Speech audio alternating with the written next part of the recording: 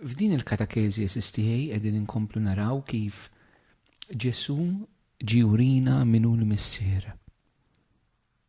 Ġirina l-missier bil-kelma tiegħu, ġiurina minnu l-missier bl-emejjel li hu għamel. U waqt li Ġesu jurina minnu l-missier, jurina kif inhu eben, u allura aħna wkoll kif aħna irridu nkunu ulied. Ir-rivelazzjoni minn Ġesu tal-missier mhijiex biss rivelazzjoni dwar Alla l-missier, imma anke rivelazzjoni minn aħna bħala ulied. U rajna kif Ġesu eżistej huwa biex ngħidu hekk l-ideal ta' kif għandna nkunu bħala ulied. U qegħdin naraw hekk diversi affarijiet Ġesu kif jitkellem hu stess mill-missier biex jibek naraw kif ir-relazzjoni tiegħu mal-missier u kif għandna nkunu ulied. Ħandur ta' fuq sissa malajr dak li rajna sissa u mbagħad illum nibqa' nirrifletti fuq l-aħħar 5 affarijiet li nixtieq nirrifletti magħkom fuq dir-realtà. L-ewwel rajna li Ġesu jsejjaħ il-Alla bħala missier Abba. Ma trajna kif Ġesu jgħid li huwa mibgħut mill-missier. It-tielet rajna kif Ġesu huwa konxju mill-fiduċja tal-missier fih. Ir-raba' kif Ġesu jgħix bil-missier. Il-ħames kif Ġesu huwa maqut ħaġa waħda mal-missier. Is-sitta kif Ġesu huwa maqut mal-missier fid-tbatija. Is-seba' kif Ġesu jitkellem mal-missier. It-tminja kif Ġesu jħobb lill-missier billi jagħmel ir-rida tiegħu. Id-disa' kif Ġesu jagħmel dak li jara l-missier jagħmel. L-10 kif Ġesu jgħid dak li jisma' il-missier jgħid. Il-11 rajna kif il-kelma tal-missier iddaħlu fih biberija ma' dixxipli. It-12 kif Ġesu jitkellem dwar il-missier. 13 il-ħaġa li rajna hija kif Ġesu ma jkeċċi l-ħadd lill-missier jibgħat għandu. 14 kif Ġesu jxib ix-xut tiegħu fil-missier. Il-15 naraw kif Ġesu imur lura għand il-missier. Illum kif qedtilkom naraw l-aħħar 5 affarijiet hekk li nixtieq nippreżentalkom dwar Ġesu u relazzjoni tiegħu mal-missier u kif dan huwa anke mudell għalina. L-ewwel waħda li ħanaraw illum hija kif Ġesu jixtieqna nemmnu li l-missier huwa fih. F'San Ġwan kapitlu 14 minn verus 10 sa 11 u dejjem ifakkarkom biex tieħdu nota tas-siltiet tal-Bibja li nagħtikom f'daw il-katekeżijiet għax aħna l-insara u l-insara kattoliċi xi drabi għażenin fejn tidħol il-kelma tal-Alla. La qatt naqbduha bidejna, la naqrawha, la nħażuha, la nafuha, importanti ħafna esistijaj.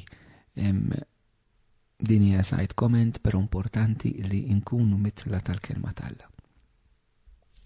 Mela John 14:10-11 fid-diskors tal-aħħar ċena, anke dawn il-kelmiet li se nieħu llum ħafna minnhom maħudin mill-aħħar diskors, jgħidilna hekk. Il-kliem li ngħidilkom jien ma ngħidux minn moħħi, iżda l-missier li jammar fija qiegħed jagħmel l-opri tiegħu. Emnuni. Jiena fil-missier u l-missier huwa fija. Jekk mhux għal ħaġa oħra, emnuni minħabba dawn l-opri stess.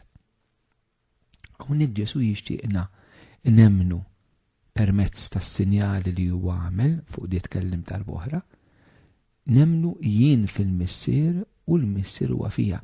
Ma Ġesu hawnhekk qed jitkarbilna biex nemnu. Mhijiex ċajta. Ma jridix nemnu biex jimponi lilu nnifsu fuqna. Iridi nemnu għaliex Alla fl-imħabba tiegħu. Immaġinanti il-ġenituri jmorru quddiem uliedhom u jgħidulhom hemm minni dan li qed ngħidek, mhux il-ġenituri jridu jimponu lilhom nfushom fuq uliedhom. Imma għaliex il-ġenituri huma l-ġenituri. Huma dawk li ħabbew, huma dawk li taw il-ħajja flimkien ma' Alla u dawk li jixtiequ l-ikbar ġid tal-uliedhom. U lura anke f'dak li jgħidulhom jixtiequ li jemmnuhom frott l-imħabba li għandu għalihom. Lin minn relazzjoni ta' mħabba, meta Ġesu qed jgħidilna emnuni, d-dinja tal-lum tara minn impożizzjoni se qed timponi l-fidi. Imma dan huma argumenti li imorru lil minn relazzjoni ta' mħabba. L-imħabba ma timponix, l-imħabba tistiden. Eżistej. Allora meta l-Mori jgħidilna emnuni, jgħat jistedinna biex nemnu, jistedina l-fidi. U xiri jixtieqna nemnu? Ħafna affarijiet. Imma mod partikolari issa jien fil-missier u l-missier huwa fija. Ġesu jrid nemnu f'din ir-relazzjoni li ju għandu mal-missier. Irridna nemnu li huwa ħaġa waħda mal-missier u maqtuħ mill-missier. Il-qudiem Ġesu jgħidilna li hu l-missier jagħmlu fija. U allura aħna b'xi mod San Pawl darba minnhom jagħmilha, f'waħda mill-ittri tiegħu jgħidilhom biex jemmnu li Kristu jitkellem fih. Aħna bħalma Ġesu jridna nemmnu li l-missier huwa fih. Ħadd ieħor irid jemmen li Ġesu jammar fina permezz tal-Mawmudija, permezz tal-Ewkaristija. Aħna jekk nista' npoġġi din mistoqsija. X'nixtiequ lin-nies jemmnu dwarna? Di saqsija għalik. X'tixtieq lin-nies jemmnu dwarek? Tixtieqhom jemmnu li int ta' qalb tajba, li int tagħmel ġid, li int tagħmel karità, li int bniedem biżel, bniedem tal-familja, bniedem onest, bniedem li tistinka l-Knisja, bniedem li tħabbrek għall-foqra, bniedem li tħabbrek għall-bżonn tal-parroċċja, għall-komunità, għall-laqda tiegħek, għall-familja, bniedem li tħen dedikat għall-familja għall-uliedek. Kollha tajbin. Però kemm minna aħna li aħna nsara nixtiequ li n-nies jemmnu li Ġesu jammar fina. Dina nixtieqkom hekk nistaqsuha lil nafusna l-kol kemm aħna rridu ninsegwu. L-ħaġġ impenjati, saċerdoti, reliġjużi, kulħadd. Tixtieq li n-nies jemmnu dwarek li Ġesu jammar fik. X'inhi l-iktar ħaġa li tixtieq in-nies jammirawk għaliha? X'inhi l-iktar ħaġa li tixtieq in-nies jagħtu każ fik? X'inhi l-iktar ħaġa li tixtieq li wara li tmut jiftakru fik? Eżisti aħna l-insara, jekk aħna nsara radikali, jekk aħna f'qalbna għandna din ix-xewqa għall-mulej, jekk aħna għandna l-intimità ma' Ġesu, jekk Kristu tas-sew qed jissawwar fina, biex nuża espressjoni ta' Pawlu, ix-xewqa tagħna tkun ukoll illi jemmnu li Kristu jammar fija. Mhux jien ngħix imma Kristu jgħix fija jgħidilna San Pawl. Ġesu rrid li n-nies jemmnu li l-missier huwa fih. Li n-nies rrid jagħtihom, li d-dixxipli rrid jagħtihom ir-relazzjoni tiegħu mal-missier u jdaħħalhom fiha. Profond li qed nitkellmu U hekk iridu nkunu aħna. In-nies iridu nkellmuhom mir-relazzjoni tagħna ma' Ġesu, jemmnu li Ġesu jammar fina u nistidnuhom jeħtlu fiha. Eżisti. Iktar maħna nimxu l-qoddim fil-mixja tal-ħajja nisranija tagħna, iktar Ġesu irid ikun fiċ-ċentru. Iktar Ġesu irid ikun kollox. Iktar Ġesu irid jieħu kontroll. Iktar Ġesu irid jikberu u niċkinu waħda. Iktar nitkellmu minn nfusna f'relazzjoni mal-mulej. Mhux minn nfusna isna qed nitkellmu minn proġetti tagħna.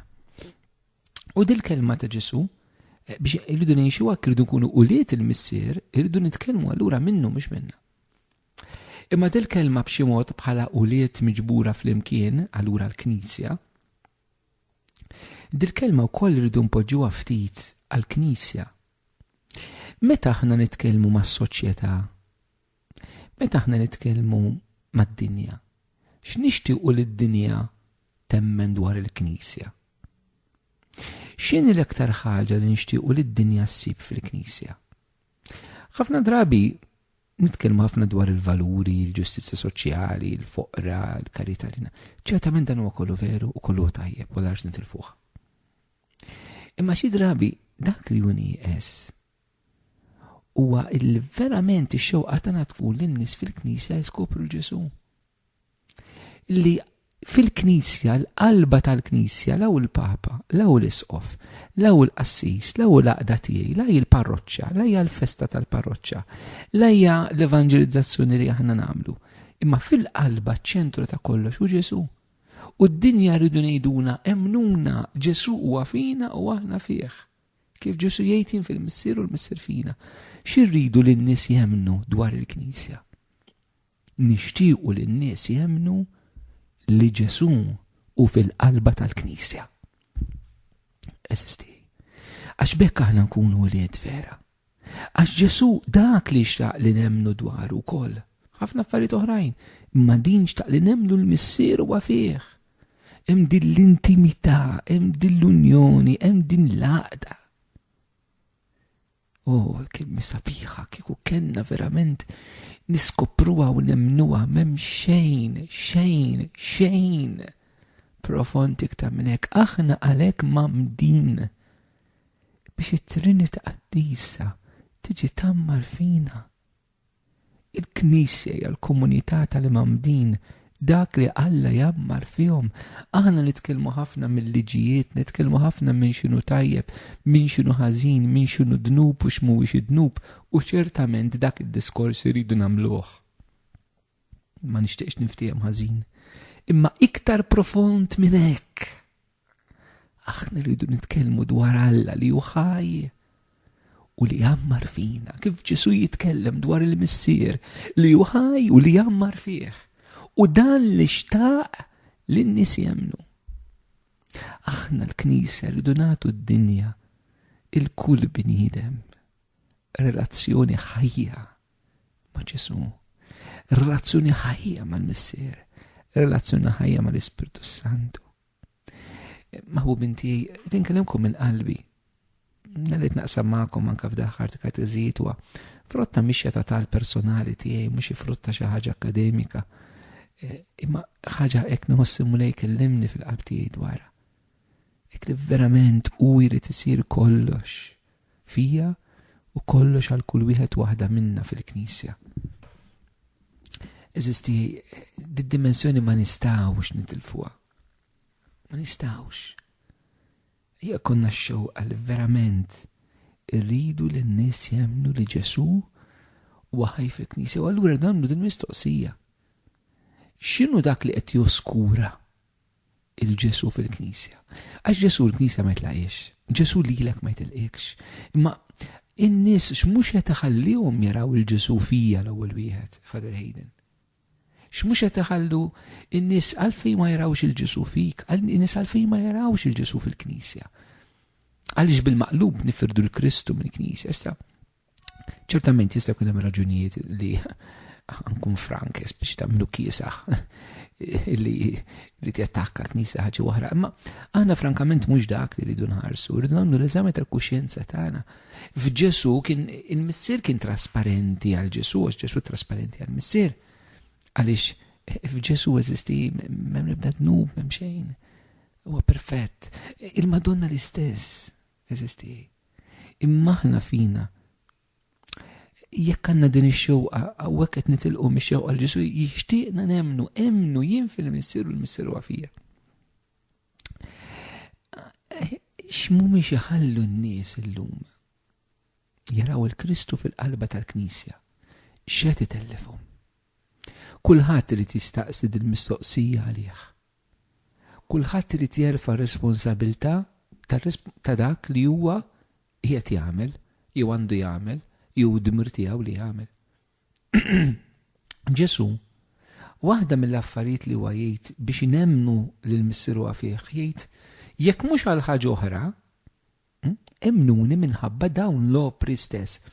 X'qed jgħid? Ġesu qed jgħidilna isma' li kull ma Ġesu kien jagħmel l-opri tiegħu iridu jkunu l-mezz biex in-nies jemnu li l-missier huwa fih. Allura huma l-opri jeżisti hawnhekk li huma ħafna importanti. Aħna l-opri tagħna primarjament l-opri tal-ħniena, imma anke l-opri ta' evanġelizzazzjoni li Ġesu batna nagħmlu, iridu jkunu s-sinjal li Kristu jgħix fina. L-opri tagħna jridu jkunu ċari. Mhux ħanidħol f'katakezi fuq l-opri tal-ħniena. Imma nafu li għandna 7 opri ta' ħniena materjali u 7 opri ta' ħniena spiritwali. Dawn iridu jkunu dawk li permezz tagħhom in-nies iridu jarfu u jemnu skużawni li Kristu verament jgħix ġewwa fina. Li Kristu verament hu fil-Knisja. Għax dawn huma l-opri li waslu n-nies għal-fidi. Huma l-opri ta' Kristu nnifsu bil-qawwa tal-Ispirtu li jgħix fina. Eżistej. Allura saqsi ftit l-emejjel tiegħek qegħdin waslu biex in-nies jemmnu li Kristu huwa fik, li Kristu fil-Knisja. Jew l-emejjel tiegħek mhumiex anzi qegħdin ifixklu. Ejjew nagħmluh dan l-eżami ta' kuxjenza u nagħmluh bis-serjetà. Għaliex Ġesu hawnhekk qed jgħidilna imnuni, Ġesu qed ikellimna minn xewqa profonda, Ġesu qed jitniet. Da diskors qed jgħidu maħbubin tiegħi. Hawn lil-lejl qabel ma bata u li kien ħabb tiegħu li kienu fid-dinja ħabbu mal-aħħar. Waqt li sejra ant il-missier qabel ma jidħol fil-passjoni qed ikellimhom fuq l-iktar affarijiet intimi. Fuq l-iktar affarijiet li jixtieq. Hawnhekk qed jixtieq il-fidi li nemmnu. Aħna kemm qegħdin ngħinu n-nies li jemmnu, jew qegħdin nkunu ta' xkiel għan-nies li jemmnu. Is-saċerdoti mod, l-isfijiet mod ieħor, ir-reliġjużi mod ieħor, leaders ta' gruppi waqdiet mod ieħor. Għandna l-kol kemm aħna neħtlu f'din il-karba ta' Ġesu. Emnuni. Ġin Ġesu irid jgħidha llum fik fija fil-Knisja. Ħaġa oħra naraw il-ġistij, Ġesu f'relazzjoni mal-missier bħala ibnu, u allura anke aħna kif irridu nkunu f'Ġesu fl-Ispirtu Santu. Ġesu jitlob għad-dixxipli tiegħu lill-missier. San Ġwan chapter 14 verses 16 sa 17 jgħidilnek u jiena nitlob lill-missier u jagħtikom difensur ieħor biex jibqa' magħkom għal dejjem. L-Ispirtu tal-verità li d-dinja ma tistax tirċevih għax hija la taraħ u lanqas tarfu. Hawnhekk eżisti naraw li Ġesu aħna mdurin ħafna nitolbu lil Ġesu, ċertament. Imma għajla nirrealizzaw li Ġesu jitlob għalina. Ġesu jitlob għalina lill-missier. Bħalma aħna msejħin li nitolbu għal xulxin. Ġesu jitlob għalik bħala d-dixxiplu tiegħu. Issa immaġina ftit. X'titlob inti lil Ġesu taf. Għandek lista sħiħa, forsi tgħidilha kuljum il-mulej. X'titlob inti lil ħadd ieħor biex jitlob għalik? Taf. X'titlob inti l-Madonna l-Anġlu u l-Qaddisin biex jitolbu għalik? Taf. Imma Ġesu x'jitlob għalik? Taf. U nixtieq tirrealizza dil ħaġa. Meta qed titlob int qed turi x-xewqa tiegħek. Issa immaġina Ġesu qed jitlob għalik u Ġesu ħajjitlob għalik the best. Ġesu jitlob għalik għall-iktar affarijiet li huma essenzjali u importanti għal-dak li verament jaf li inti teħtieġ. Se jitlob għalik. Ħadd ma jista' jitlob għalik tal-baħjar milli jitlob Ġesu lill-missier. ċerta minn dan? ċert minn dan? ħadd. Issa x'taħseb li Ġesu jitlob għalik? Jekk kont attent għal dal-vers qedtilkom. X'jitlob Ġesu? U jiena nitlob il-missier u jagħtikom difensur ieħor. Ġesu tafu x'jitlob għalina? Jitlob għalina biex inkunu mimlija bl-Ispirtu Santu. Eżistijaj din hija immensa biha. Ġesu jitlob għalina li nkunu mimlija bl-Ispirtu tiegħu. Din hija l-iktar ħaġa illi Ġesu jitlob għalina. Ġesu għad-dixxipli jitlob għall-għaqda. Ġesu jitlob biex ikunu protetti mix-xitan. U Ġesu jitlob, hekk nqaraw fid-dettall, lill-missier, speċjali mbagħad f'kapitlu 17 l-Evanġelist skont San Ġwan, Ġesu jitlob għall-għaqda biex nkunu protetti mix-xitan u hekk jitlob għalina għad-don tal-Ispiritu Santu. Dawn huma tliet affarijiet prinċipali. Ġesu jitlob biex nkunu maqudin fl-imħabba. Ġesu jitlob biex nkunu mħarsin minn Satana. U Ġesu jitlob biex nkunu mimlija bl-Ispiritu Santu. Eżisti dan il-mulej jaf illi allura fil-pjan Alla jaf li dawn huma l-iktar affarijiet essenzjali. Issa li Ġesu jitlob lil missier għalina dawn l-affarijiet. Ġesu fir-relazzjoni tiegħu mal-missier jaf il-missier x'jixtieq, allura jitlob skont ma jixtieq il-missier għalina. Meta aħna nibdew nifhmu dan, ma taħsbux li aħna rridu nibdew nibdlu ftit it-talb tagħna. U dak l-istess li talab Ġesu għalina nibdew nitolbuh aħna stess għalina u għal xulxin, għax Ġesu bħala iben jitlob għalina li aħna ħutu. U allura aħna rridu nitolbu għal xulxin. Imma se nitolbu għal xulxin, ħafna drabi nitolbu għal xulxin dak li ħadd ieħor jgħidlek biex titlob għalih. Imma meta tkun immexxi mill-Ispirtu ta' Alla kif kien Ġesu, allura titlob skont ix-xewqat ta' Alla l-persuna. Ftit jiġu jgħidulek itlob għalija ħalli nkun faqda s-sieħa, ħalli nħobb il-Alla nħobb il-proxmu. Ħafna jgħidulek itlob għalija l-fejqan fader. Ftit jgħidulek itlob għalija ħankun mimli bl-Ispirtu Santu. Itlob għalija ħankun protett mix-xitan isib iktar minn jgħidulek. Ma dawn huma tliet talbiet Ġesu jagħmel għalina. Ġifieri aħna rridu ngħidu isma' l-prijoritajiet tagħna skont Ġesu x'inhu l-iktar importanti. Għal xiex il-mulej qed jitlob għalija bħalissa fil-ġenna? Ġesu skont ritla lil Luti qed innaħa tal-imin tal-missier jinterċedi għalik u għalija. U qed jinterċedi kontinwament għalina għall-Knisja, għad-dixxipli tiegħu biex inkunu maqudin bejnietna biex nimtlew bl-Ispirtu Santu biex ikunu protetti minn Satana. Bħala iben Ġesu jitlob il-missier. Ġesu darb'oħra anke għalinna f'Luqa kapitlu 11, jekk intom nies żina bħalkom tafu tagħtu tajjeb il-uliedkom. Kemm aktar missierkom li fis-smewiet jagħti l-Ispirtu Qaddis il kull min jitlabulu biex nimtlew l-Ispirtu Santu rridu nitolbu. L-apostli talbu fiċ-ċenaklu biex jirċievu l-Ispirtu, imma Ġesu talab mis-sema. L-Ispirtu Santu jiġi moti għaliex Kristu u l-Knisja flimkien jitolbu l-missier. Faqda ma' Marija. Aħna eżisti biex nkunu li irridu nitlu fit-talba taħuna l-kbir. Irridu nagħmlu t-talb taħuna l-kbir bħala uliet il-missier it-talb tagħna. Irridu nitolbu ta' spiss għall-insara biex ikunu mimlija bl-Ispirtu Santu. U dil-ħaġa nitlobkom itolbuha ta' spiss. Itolbuha s-saċerdoti għar-rajja tagħna, għall-leaders, patrijiet, sorijiet, knisja, l-insara persegwitati, għall-insara l-huma berdin itolbu li nkunu mimlija bl-Ispirtu. Fejn naraw l-attakki tax-xitan, u x-xitan ma nibżawx insemmuh bismu għax jeżisti. L-ikbar inkanti għaw li ġirna nemdu li ma jeżistix ħajam il-festa. Ejjew nitolbu għal-protezzjoni minn Satana. Eżisti fil-knisja, fil-komunitajiet tagħna. U jew anke nitolbu għall-laqda.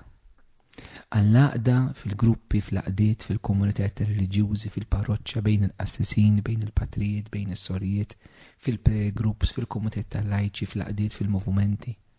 Għall-laqda bejn il-kattoliċi, il-protestanti, l-evanġeliċi, pentekostali, ortodossi, tant firdiet fil-Knisja. Għall-laqda. Ġesu jitlob il-missier għal dawn l-affarijiet. Jew anke aħna neħtlu f'din it-talba tiegħu. Mela, għalkemm qedtilkom ħa naraw 5, però rajna 2 biss. Ma jpurtax, f'katekezi oħra naraw l-aħħar 3 li jonqos li xtaqt ngħidilkom llum rajna kif Ġesu jurina l-missier anke billi jitlob lill-missier u li jridna nemmnu li l-missier huwa fih.